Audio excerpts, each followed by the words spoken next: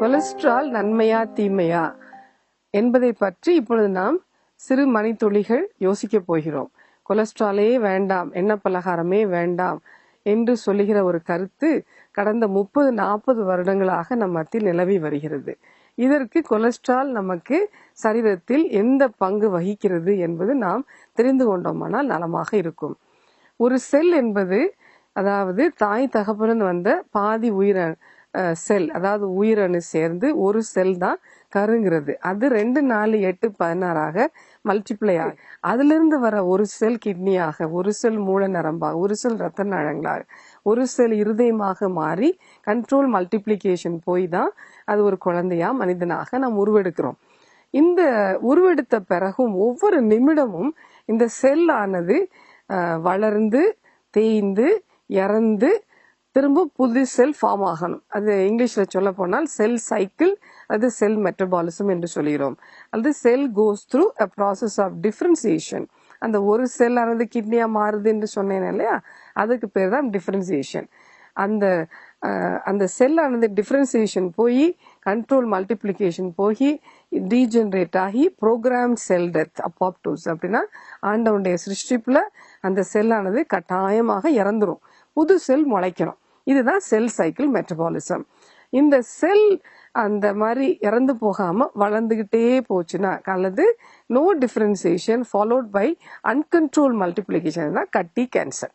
அதனால ஆண்டவனுடைய அமைப்பு இந்த செல் சைக்கிள் மெட்டபாலிசம் வளர்ந்து தேய்ந்து இறந்து புதியது முளைக்க வேண்டும் என்பது 2-3 நாளைக்கு உள்ளாக எல்லா செல்லையும் நடக்குது. அப்படியானால் ஒவ்வொரு நிமிஷமும் கோடிக்கணக்கான செல்ஸ் நம்முடைய சரீரத்தில் இறந்து புதுசு முளைப்பிக்கப்பட வேண்டும்.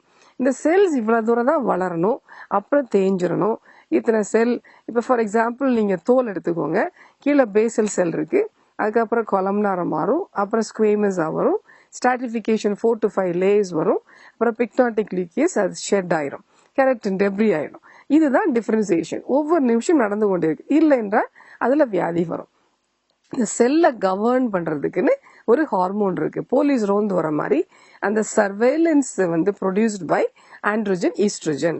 அது இருந்தாதான் அந்த செல்லுடைய லைஃப், அல்லது செல் இறந்து புதுசா அது முளைப்பிக்கப்பட முடியும். அல்லது செல்லை உயிர்ப்பிக்கிற சத்து, அது உயிர் சத்து நம்ம தமிழ்ல அழைக்கிறோம்.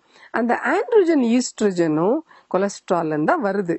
அந்த ஆண்ட்ரோஜன் ஈஸ்ட்ரோஜன் கொலஸ்ட்ரால் இருந்து வர்றதுனால அந்த ஆண்ட்ரோஜன் ஈஸ்ட்ரோஜனுக்கு என்ன பேரு, கொலஸ்ட்ரால் தான் எடுக்கிறோம். Cholesterol steroid hormone. அப்படின்னா கொலஸ்ட்ரால் தான் ஒரு செல்லை உயிர்ப்பிக்கிற சத்து அல்லது உயிர் சத்து. அது அப்படி இல்லைன்னா அந்த செல் கட்டியா போயிடும், இல்லை இறந்துரும், புதுசா முளைக்கப்படாது. அப்ப தேய்மான வியாதி நமக்கு வரும். அந்த புதிய செல் மெம்பரேன் ஃபார்ம் ஆகிறது வந்தாதான் அந்த செல்லுன்றது வரும். அந்த செல் மெம்பரேனுக்குள்ளதான் அந்த தண்ணி மாதிரி காம்பவுண்ட் இருந்தா அது ஒரு செல் ஃபார்ம் ஆகுது. Cell membrane, the remarkable cell membrane which does 1001 functions, அது எல்லாமே கொலஸ்ட்ரால் தான் வருது. சிம்பிளா சொல்ல போனா கொலஸ்ட்ரால் தான் நம்முடைய செல்லு, கொலஸ்ட்ரால் தான் நம்முடைய செல்லை உயிர்ப்பித்து கட்டி கேன்சர் போக விடாம பாதுகாத்து செல்லு இறந்து போற செல்லை பிழைப்பூட்டுற சத்தும் உயிர் சத்தும் கொலஸ்ட்ரால் தான். செல்லும் கொலஸ்ட்ரால் தான், செல்லோடைய காப்பாத்துற உயிர் சத்தும் கொலஸ்ட்ரால் தான். அப்ப ஒரு வார்த்தையில சொல்ல போனா கொலஸ்ட்ரால் நம்ம ஜீவநாடி, அல்லது நம்முடைய செல்லுடைய உயிர் கொலஸ்ட்ரால் தான் வருது. அப்ப நம்ம கொலஸ்ட்ரால் வேணுமா வேண்டாமா? கொலஸ்ட்ரால் வேண்டும்ன்ற அர்த்தம் நீங்க புரிஞ்சுக்குவீங்க. அடுத்த கேள்வி, கொலஸ்ட்ரால் அப்ப நம்ம எதுல இருந்து வருது அப்படின்னு நம்மளுக்கு தெரியணும். கொலஸ்ட்ரால் நமக்கு அதாவது எசென்ஷியல் ஃபேட்டி ஆசிட்னு சொல்லுவோம், இன்றியமையாத எண்ணெய் கொழுப்பு.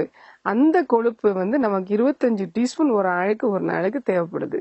அந்த இன்றியமையாத கொழுப்பு நம்ம சாப்பிட்றப்பதான் அதுல இருந்து பாடி என்ன பண்ணும், கொலஸ்ட்ராலை தயார் பண்ணி அதை எல்டிஎல்லா டிரான்ஸ்போர்ட் பண்ணுது, ஒரு சேரியட்ல தூக்கி சுமந்துட்டு போகுது. அது அப்ப புது செல் மெம்பரேன் ஃபார்ம் ஆகிறப்போ அந்த கொலஸ்ட்ரால் எஸ்டர்ஸை டொனேட் பண்ணும். டொனேட் பண்ணிட்டு புது செல் மெம்பரேன் ஃபார்ம் ஆன உடனே எல்டிஎல் ஹெச்டிஎல்லா மாறிக்கிறோம். அந்த செல் மெம்பரேன் இறந்து போற செல்ல இருக்க மெம்பரேன் ஹெச்டிஎல் அட்டாச் ஆகி எல்டிஎல்லா மாறிக்கிறோம். அப்படின்றப்போ எல்டிஎல் புது செல் மெம்பரேன் உண்டாகிறதுக்கு கொலஸ்ட்ரால் டொனேட் பண்ணும். அல்லது ஸ்டீராய்டு ஹார்மோன், உயிர் சத்து, மற்ற கேட்டகாலமின்ஸ், பறக்கிற சண்டை போடுற ஓடுற ஹார்மோனும் கேட்டகாலமின்ஸும் ஸ்டீராய்டு ஹார்மோனுமா. அந்த ஸ்டீராய்டு ஹார்மோன் சிந்தசிஸ்க்கு கொலஸ்ட்ரால் டொனேட் பண்ணிட்டு ஹெச்டிஎல் மாறிக்கிறோம். பைல் ஆசிட் சிந்தசிஸ்க்கும் கொலஸ்ட்ரால் எஸ்டர் டொனேட் பண்ணிட்டு பித்தம் டொனேட் பண்ணிட்டு ஹெச்டிஎல் மாறிக்கிறோம். இது நிமிஷத்துக்கு நம்ம பாடியில நடந்துகிட்டே இருக்குது. இந்த கொலஸ்ட்ரால் மூளை நரம்புல ஆண்டவன் எதுல பண்ணிருக்கிறான்னு சொல்லி பேர் புரிஞ்சுக்கிட்டீங்கன்னா பார்த்துருப்பீங்க. மூளை வந்து கொலன்னு இருக்கும், வெள்ளையா மினுங்கிட்டு இருக்கும். அது ஃபுல்லா தேவனுடைய அமைப்பு வந்து கொழுப்புல தான் பண்ணிருக்கிறாரு. இங்கிலீஷ்ல பாஸ்போலைபிட்ஸ், ஸ்பிங்கோலைபிட்ஸ் சொல்றோம். இப்போ தசை இருக்குது, இருதய தசையோ அல்லது கை ஆற்ற அந்த தசை, ஸ்கெல்டல் மசில், கார்டியாக் மசில்லாம் புரோட்டீன்ல பண்ணிருக்கிறாரு. அது ஃபுல்லா ரெட் கலர், சிவப்பு கலர், பிரவுன் கலர்ல இருக்குது. இப்போ இருதயமோ அல்லது கை மசிலோ ஒரு நிமிஷத்துக்குள்ள நம்ம ஒரு 60-90 தடவை வேணா அது ஆடும், வேலை பார்க்கும். ஆனா மூளையோட ஸ்பீட் என்னன்னு சொன்னீங்கன்னா மின்னல் வேகம், எலக்ட்ரிசிட்டி ஸ்பீட்ல அது கண்டக்ட் பண்ணுது. ஒரு கன அங்குலம் மூளையில நீங்க பாத்தீங்கன்னா 200 பில்லியன் செல்ஸ் இருக்கு, 300 ட்ரில்லியன் கனெக்ஷன்ஸ் இருக்கு. அதான் ஆண்டவனுடைய அற்புதமான படைப்பு, உங்களை என்னையும் படைச்சிருக்கிறாரு. அப்படி அந்த மண்ணோட மண்ணா போன அநேக உயிர் மக்களுடைய கருக்கலைக்கப்பட்ட தங்கங்களும் அந்த மாதிரிதான் அற்புதமாக படைக்கப்பட்ட மனிதர்கள். அந்த எல்லா மூளையும் நிமிஷத்துக்கு 3 நாளைக்கு ஒரு தடவை என்ன செய்யணும், வளர்ந்து தேஞ்சு இறந்து புதுப்பிக்கப்படணும். அப்ப எவ்வளவு கொலஸ்ட்ரால் நமக்கு தேவைப்படுது டயட்ல இல்லையா? அதுதான் மூல நரம்பு. அதே மாதிரி நீங்க பாத்தீங்கன்னா உள்ள போற ரத்த நாளங்கள் எல்லாத்தையும் ஆண்டவன் பேடிங் ஆஃப் ஃபேட்டுக்குள்ளதான் கொடுத்துருக்கிறாரு. கிட்னியை வந்து அப்பதான் இப்படி குத்துனீங்கன்னா கூட அந்த ரத்த நாளங்கள் செதையாது. ஏன்னா அந்த அடிப்போஸ் டிஷ்யூ என்ன செய்யும், ஒரு மாதிரி அதை ரெசிஸ்ட் பண்ணாம ஒரு மாதிரி அதை பாதுகாத்துக்கிறோம். இப்ப வயிறு ஃபுல்லா அப்டமின் இருக்கு, இதுல வந்து எலும்பு கூட கிடையாது. ஒரு குத்துறீங்க, அது உள்ள இருக்கிற அந்த இன்டெஸ்டைன் மறந்துட்டு இருக்க ரத்த நாளங்கள் டேர் ஆயிரும், டேமேஜும் ஆயிரோடாம பாதுகாக்கிறதுக்கு அந்த ஃபுல்லா மெசன்ட்ரிக் பேட் ஆஃப் ஃபேட்டுக்குள்ள கொடுத்துருக்காரு. அது மாத்திரமல்ல, நீங்க கிட்டத்தட்ட 5 கிலோமீட்டருக்கு மேல அப்சார்ப்டிவ் கெப்பாசிட்டி ஆஃப் இன்டெஸ்டைன் சொல்லுவோம். அதாவது விரிச்சு போட்டு அந்த உறிஞ்சுற தன்மை நீங்க விரிச்சு போனா 5-20 கிலோமீட்டர் சர்ஃபேஸ் ஏரியா அப்சார்ப்டிவ் கெப்பாசிட்டிய அண்ட் ஒரு ஜான் அப்டமினுக்குள்ள சுருக்கி வச்சிருக்காரு. மடிப்பு, folding mechanism, the villi are folded, folio are folded, intestine are folded.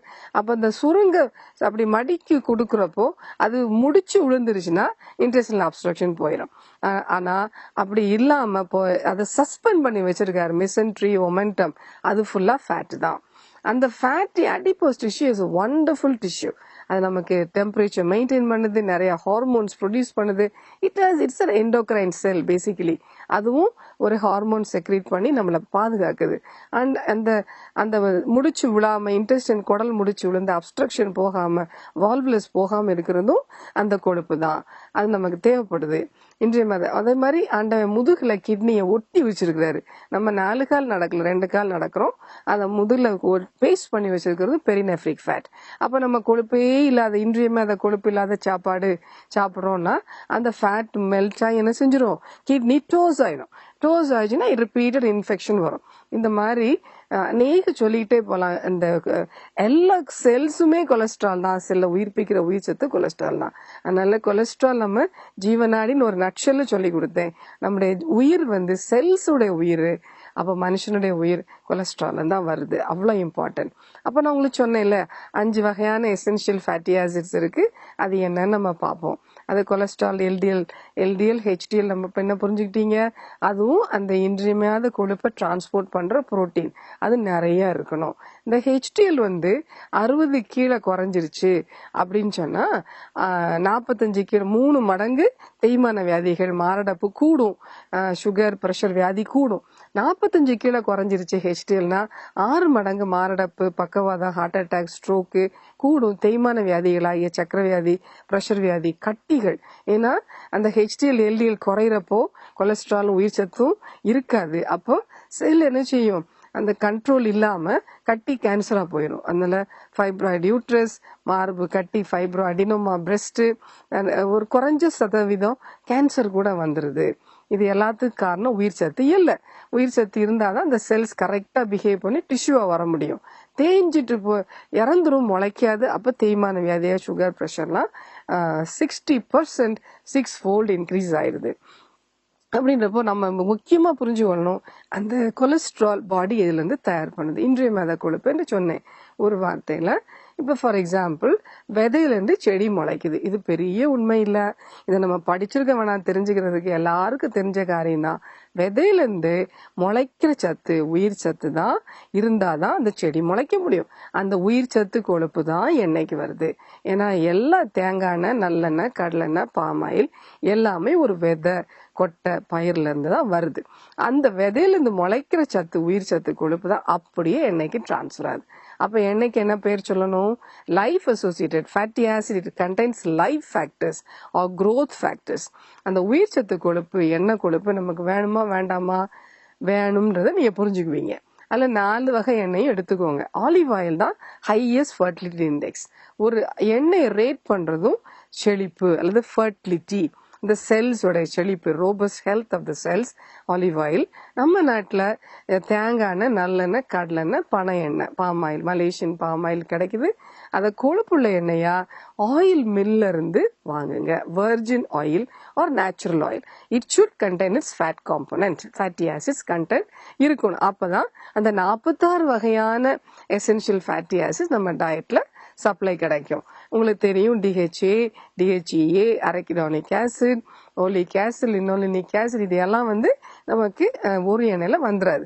அதனால தேங்காய் எண்ணெய், நல்லெண்ணெய், கடலெண்ணெய், தென்னை மரத்து காய்க்கிற செழிப்பு, பனை மரத்து பலன் நமக்கு வேணும். பனை எண்ணெயும் எடுத்துக்கோங்க. 4 எண்ணெயும் செக்கு எண்ணெய் ஆயில் மில்ல இருந்து லூஸ்ல டின்ல தூக்குவாளி கொண்டு போய் வாங்குங்க. எண்ணெய் ரிஃபைன்ட் ஆயில நம்ம என்ன பண்றோம்? அந்த கொழுப்பை எடுத்துறோம். கொழுப்பை எடுத்துட்டோம்னா உயிர் சத்து எல்லாம் வெளியே போயிருது. அப்ப oil, we are making the oil to die or deprived of its life factors.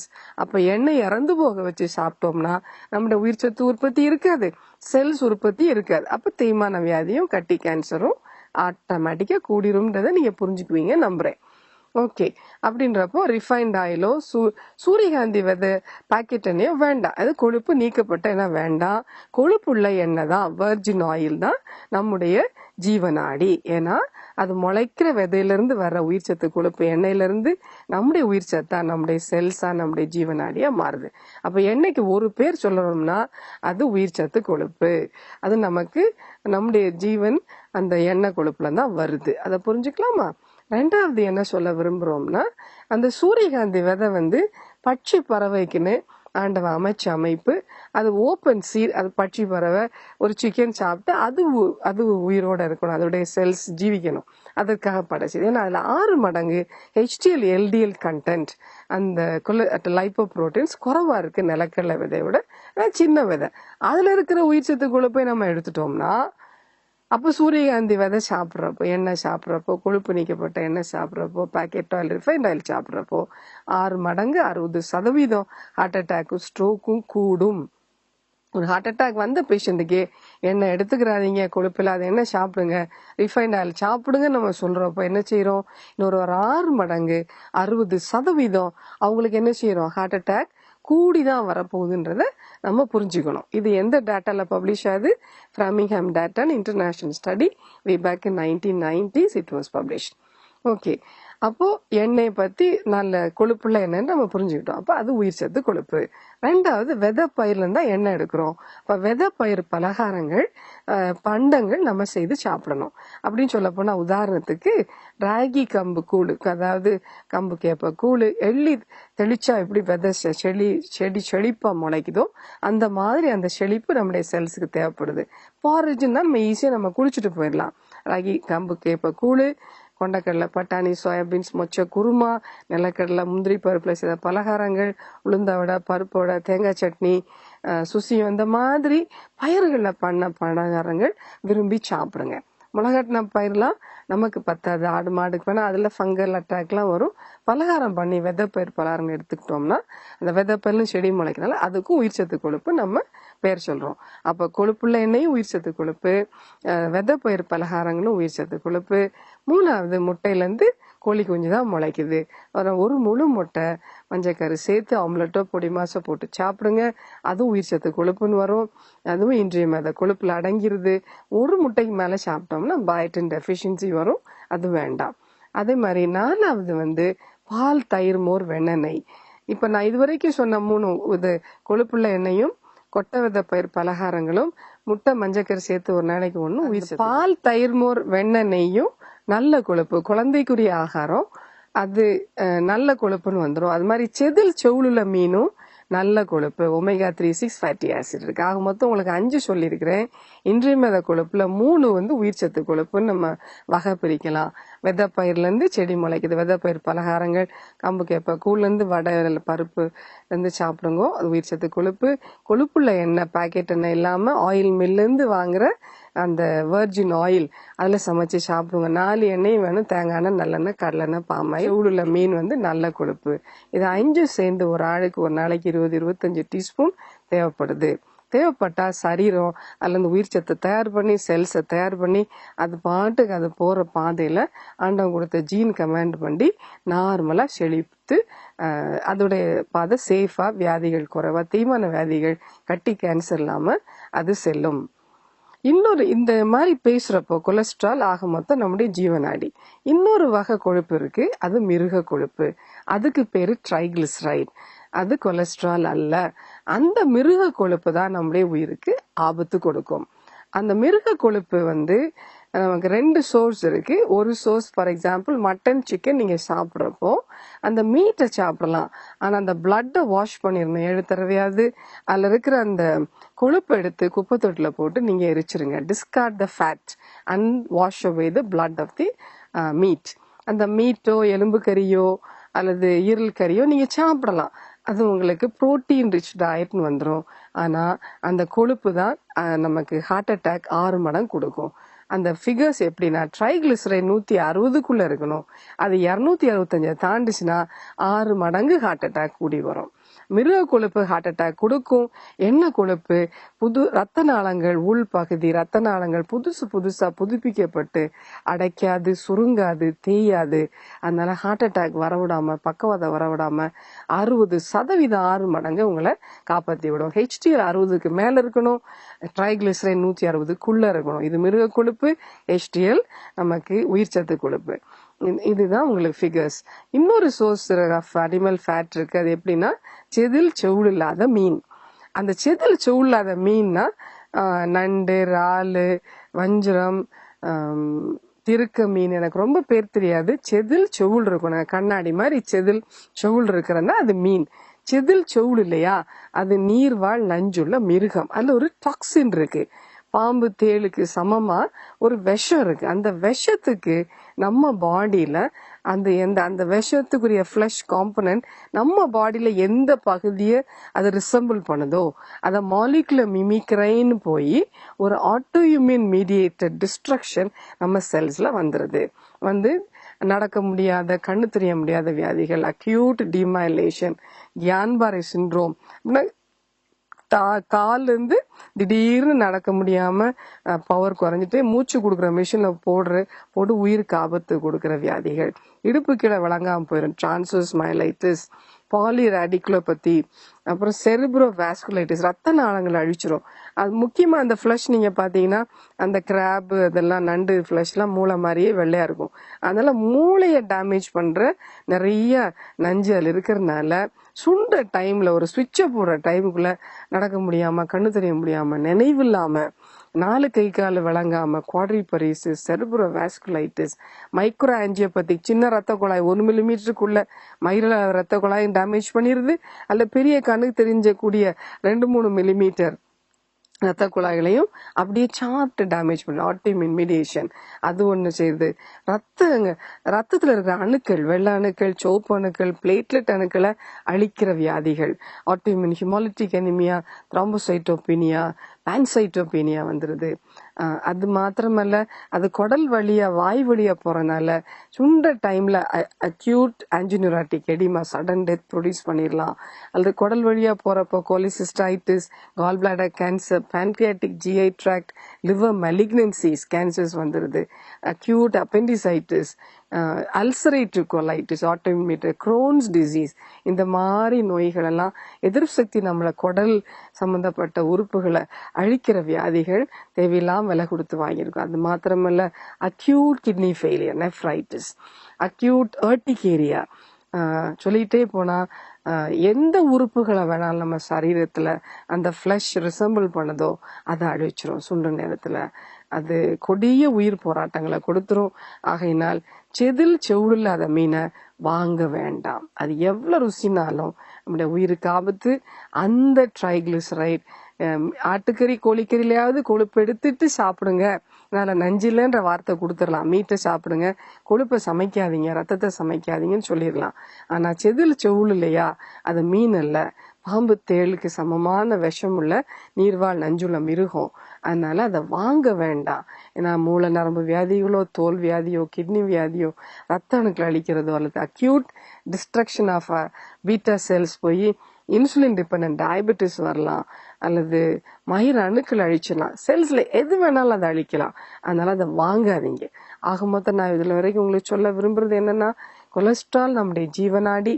அது கொலஸ்ட்ராலுடைய சோர்ஸ் முக்கியமா சொல்ல போனா எண்ணெய் கொழுப்பு அல்லது விதைப்பயிறு, அது பலகாரங்கள் எடுத்துக்கோங்க. விதைப்பயிரை சாப்பிட நேரம் இல்லானாலும் எண்ணெய் தாளிச்சதுக்கு யூஸ் பண்ணுவோம். எண்ணெய் கட்டாயமா கொழுப்புள்ள எண்ணெயை தான் இருக்கணும். ஆயில் மில்லுன்னு வர வெர்ஜின் ஆயிலா தான் இருக்கும், natural oil. It should not be refine, it should contain fatty acid content. ஆனா மிருக கொழுப்பு ரத்த குழாயை அடைக்கும், அது நமக்கு தீமை பண்ணும். அது ட்ரைகிளிசரைட், அதுக்கு பேர் கொலஸ்ட்ரால் அல்ல.